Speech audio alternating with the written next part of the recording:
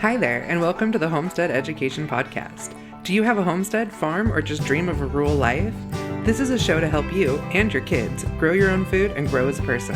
I'm your host, Cody Hanner. I'm a homesteader, homeschool mom of 6, and small town enthusiast.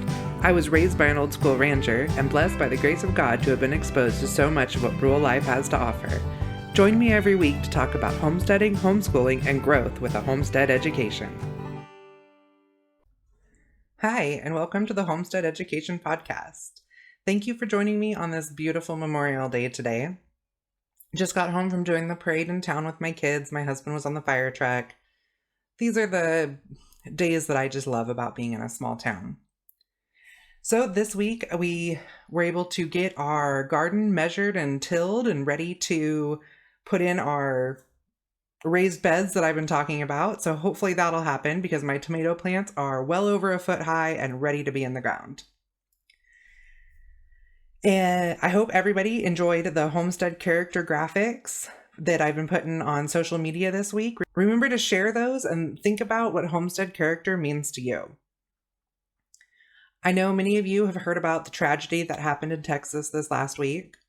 I know I hugged my kids really tight and remembered why I'm so happy to have them home.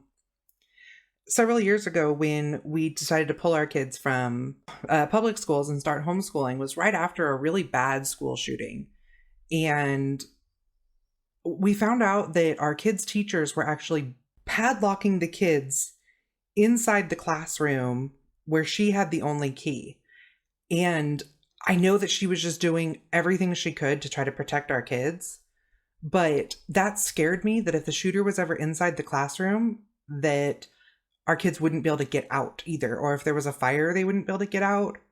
I know that everyone's just looking for the best solutions, and as a hunter and a patriot, I'm not giving up my guns anytime soon.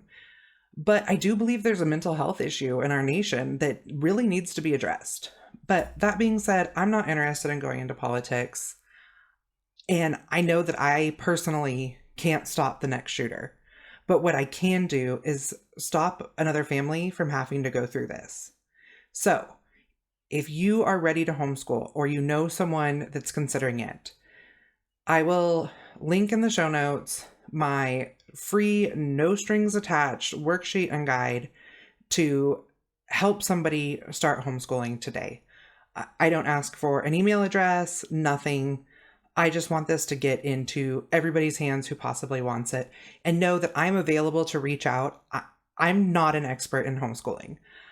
I know that I've been there, I've done it. I wasn't raised as a homeschooler, and so I can definitely give insight on both sides.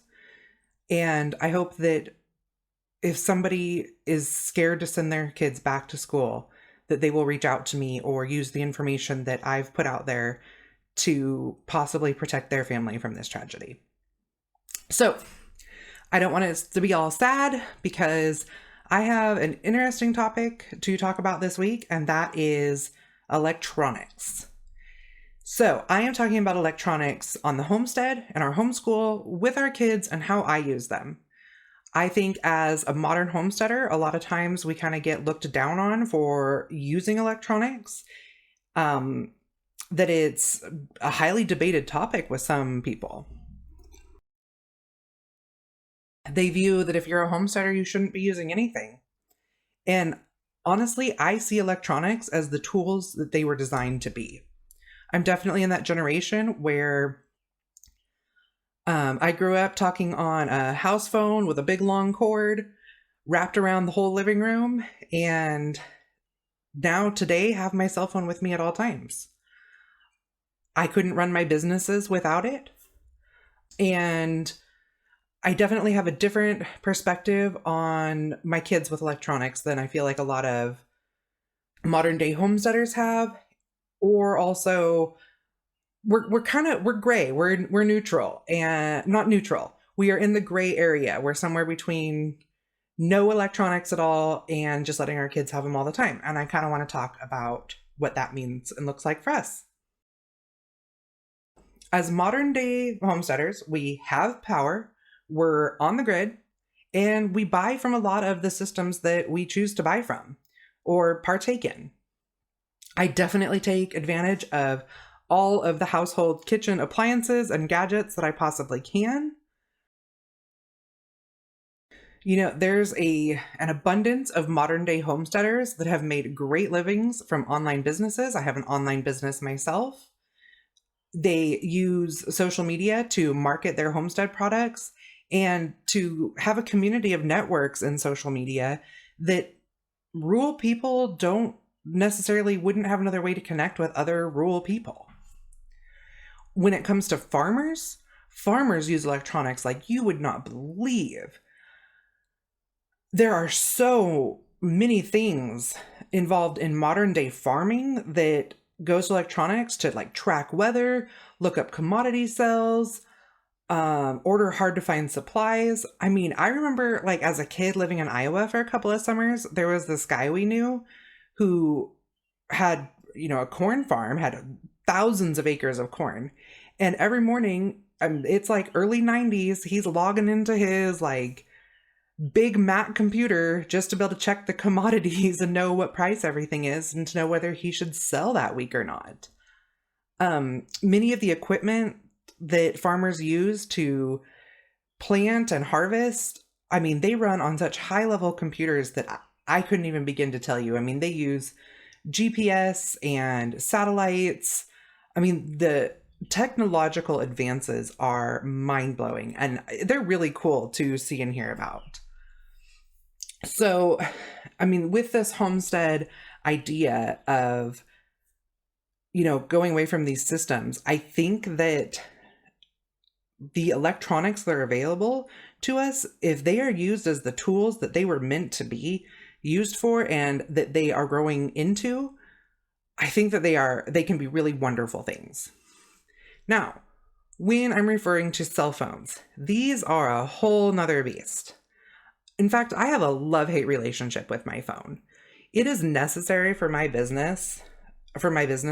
I mean, someone was having a conversation with me the other day and they said, could you run your businesses without your phone? Well, I guess the answer is yes, but it sure would be different. It would go back to 20, 30 years ago when people didn't have cell phones and everything was done via landlines and faxing. And I definitely wouldn't be able to run my businesses to the ability that I can now and be able to keep up with the other people who, colleagues without the phone that I have. Now, I will be very honest right now. I use my phone for all sorts of entertainment. But at the end of the day, when I kind of get to this later on screen time. At the end of the day, when I check my screen time, probably 80% of what I do on my phone is business and 20% is entertainment. So on that note, I probably spend as much time reading on a weekly basis as I do using my phone for an entertainment purpose. However, being able to have my phone in front of me to do research for my businesses and constant communication definitely makes it where I spend less time engaging with my family and more time researching. That is a positive for my businesses, but not a positive in my personal life. And I also know how it feels when, say, my husband or my kids are playing games on their phones and not engaging in me when I want the attention that I feel I need as well. Now, my opinion with kids with phones is definitely different than my opinion with adults with phones. Sometimes I wish that they didn't have access to them at all. And I know that I have that control. But I also know that they need to be exposed to these types of electronics and understand how they work and understand the safety of them before they go out in the real world and have to use them all the time. So I take this time to teach them how to use them in moderation and to be comfortable with them and know how to work them when they're with me all the time and not having outside influences. In homeschool, they do the majority of their work out of their books. They have laptops for school when they're doing, computer learning and typing type programs. And For entertainment, they have TV, phones, and tablets based on their age. I don't encourage video game systems at all.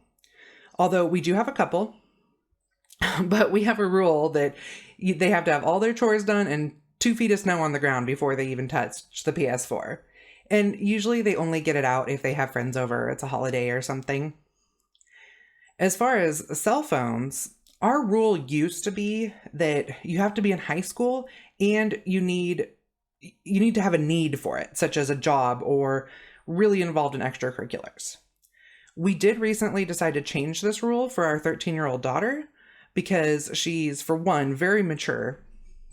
She also babysits our 2 younger kids a lot, and I needed a way to contact her and be in communication with her that wasn't always just our landline phone.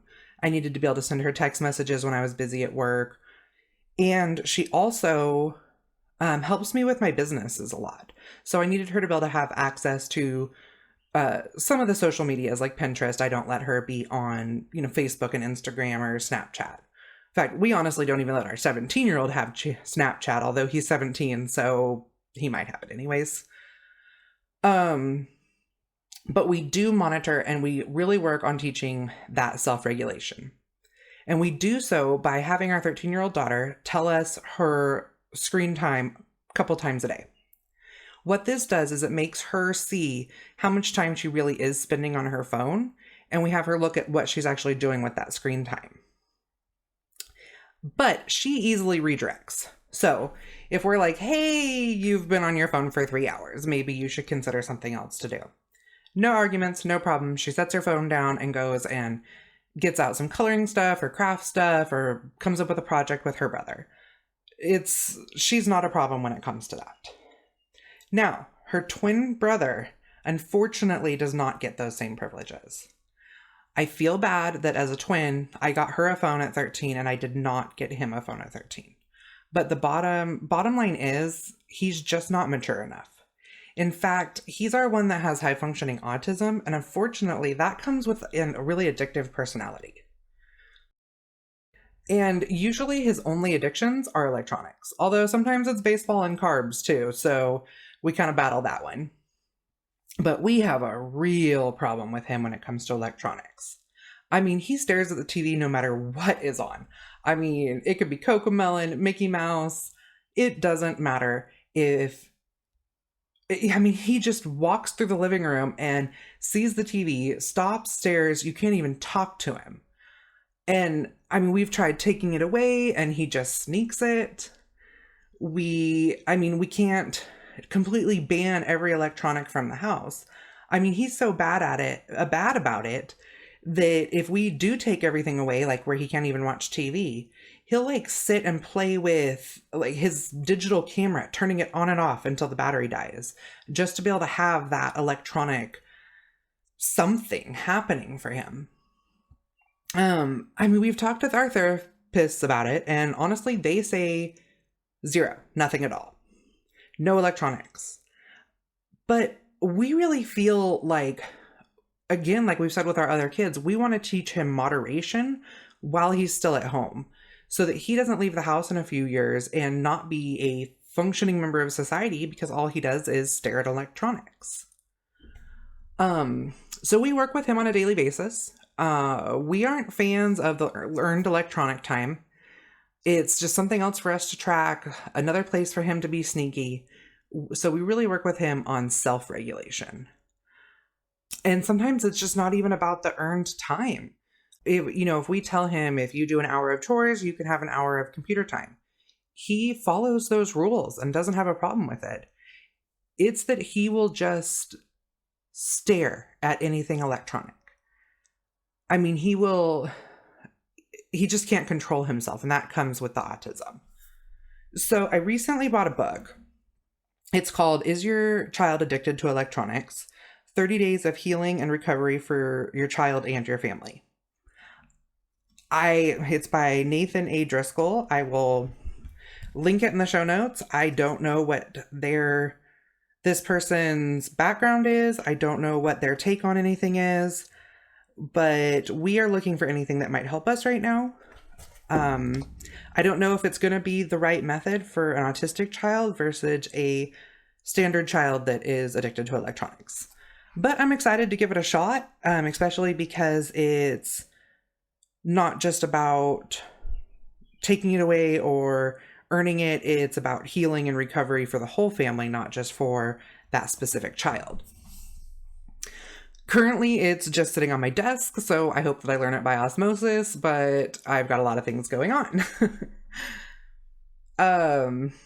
Some positives, though, because I feel like there's such a downer on electronics. And I did cover some of the positives with adults, using it on the homestead and as a tool and in agriculture, and how wonderful it's, expanded agriculture. But with the kids, there's some positives too. My twins, the 13-year-olds, they are so excited to be able to start learning some graphic design, some video editing. My autistic son loves coding. And the fact that they like to do some of these other things is just, it's awesome. So basically, all in all, I am not anti-electronics. Our homestead can be ran easier with them. And we know how to do without them.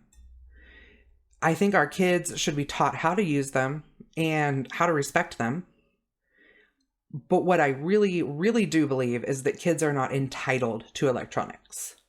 That they shouldn't become before chores. They shouldn't come before other positive activities. We encourage hard work as well, because they do what I keep talking about. It builds character. So I covered a lot on building character last week on the show. So if you get a chance to check that out, go ahead and head over there and do that. Remember, I also write Homestead homeschool curriculum for preschool through about 4th grade. And there are tons of activities for kids and adults out there in this curriculum that will give the kids something else to do and something else to be interested in besides the electronics. And if you're wanting to keep them off electronics this summer, go ahead and use code SUMMER22 and get 10% off of the first 100 purchases of the curriculum. Give your kids some great summer learning. The middle school version will be out soon. I would say even the preschool through 4th grade version could be fun for younger middle school kids over the summer as some activities to get them excited about homesteading. So I feel like I kind of rattled on a little bit in this episode, but I just hear so much about electronics. I wanted to put our stands out there and give someone else something to think about. I know that I would not be able to run my businesses without the amazing programs that I have. And I am excited to teach my kids these same programs. And they're actively asking for it. It's keeping them off of the games, the social media, the video games. The video games are horrible. I mean, I'm not saying that I've never played a video game, or that I don't even tell the kids like, hey, you're bored, go play a video game for a little bit. But when I see some of these kids that are so addicted to these video games, it's really scary for me. So take this opportunity while your kids are home to teach that moderation, and to do so by modeling yourself. When my daughter checks her screen time every day, I check mine at the same time and we compare. My husband also does it. He compares at the same time so that we can each show where I work on my phone and he uses his more for entertainment, and we can compare to what our daughter's doing, and she can learn that moderation with us. So again, if you guys know anybody who wants to homeschool, reach out to me. If you want to do summer learning, use that code SUMMER22. I'll link it in the show notes. And I hope everybody has a great kickoff to their summer. Well, thank you for joining me today at the Homestead Education, and I hope that I have given you something to think about this week. To help others find me, please comment and leave a review on your favorite podcast player. You can also follow me on Facebook and Instagram at Homemade Revelation. Do you have questions that you'd like answered or just want to say hi? Please email me at hello@thehomesteadeducation.com. Until next time, keep growing!